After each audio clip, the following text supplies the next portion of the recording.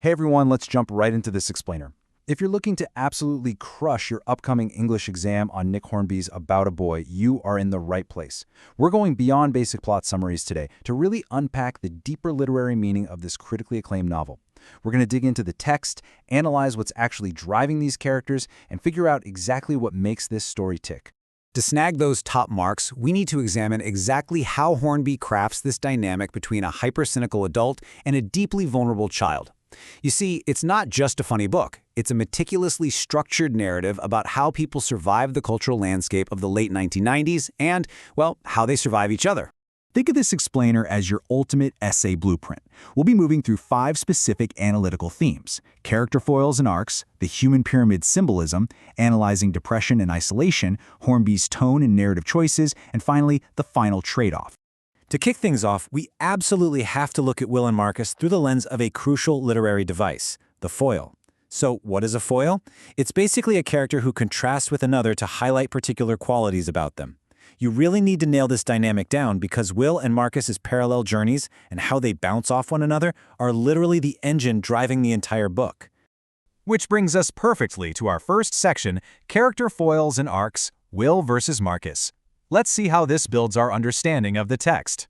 If your essay prompt asked about character development, you definitely want to mention how Hornby sets up Will's comfortable, totally empty isolation directly against Marcus's chaotic, forced maturity. Just look at the juxtaposition here. Will is isolated by choice, right? He's superficial, he actively dodges deep connection, and he's constantly searching for what he calls the point of life.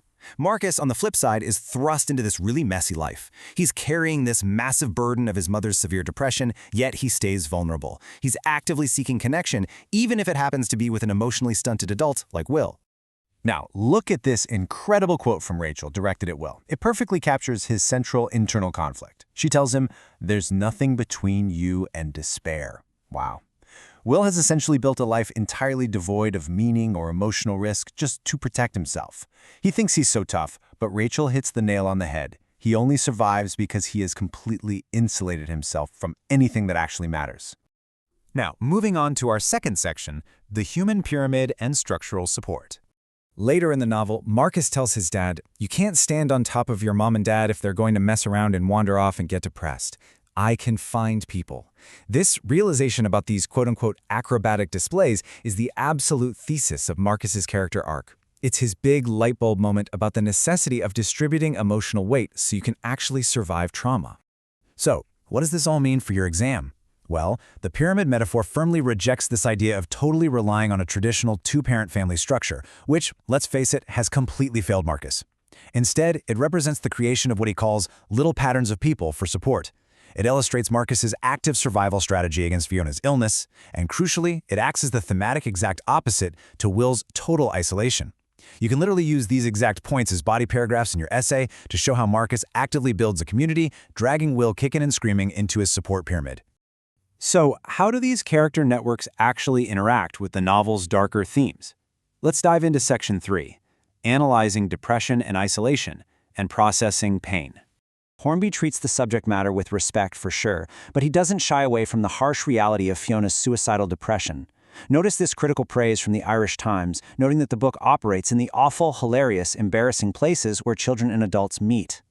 Hornby frames this trauma through a really unique, often awkward lens of how adults and children process pain differently, and he does it without ever sounding preachy or moralizing. If you're writing about Will's internal barriers, this is a fantastic quote to drop in. This internal monologue proves that Will's reluctance to help Fiona directly stems from his own existential dread. He realizes you can't discuss the possibility of ending a life without discussing the point of living one, and Will's ultimate tragedy is his total inability to understand why anyone endures the pain of living. He's terrified of Fiona's depression because it basically reflects his own profound emptiness right back at it. Let's look at how Hornby chose to deliver all this heavy thematic weight. Section 4. Hornby's tone and narrative choices, or laughter in the dark. For those tough analytical questions, it is absolutely vital to discuss the author's tone and how it serves the story. As Michiko Kakutani noted in the New York Times, Hornby deliberately uses a quirky comedic instinct. He uses humor and sharp observation to make a harsher set of facts, like suicide and intense isolation, accessible and deeply human. He isn't writing a misery memoir here, he's writing a comedy about misery.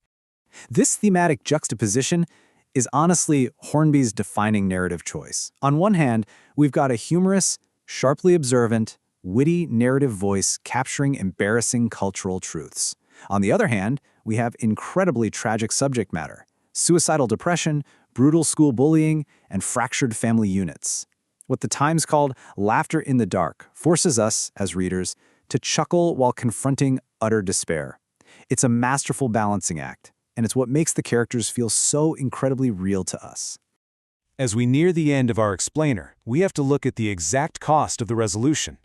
Section 5, the final trade-off.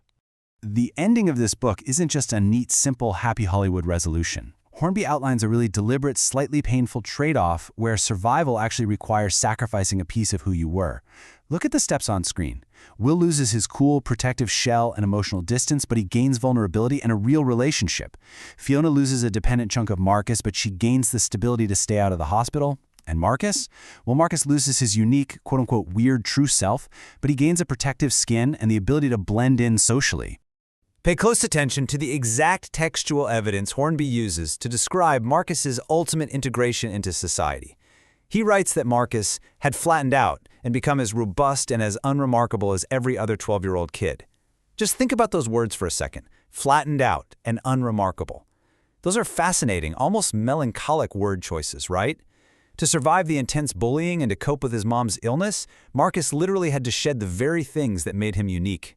So, I want to leave you with this provocative thought to anchor your concluding essay paragraph, because it's the lingering, bittersweet question at the very heart of the novel. Ultimately, does Hornby suggest that losing your true, unique self is the necessary and tragic price for survival and connection in modern society? By analyzing foils, metaphors, and tone like we just did, you can now confidently answer that question on your exam. Thanks for hanging out with me for this explainer, and good luck studying.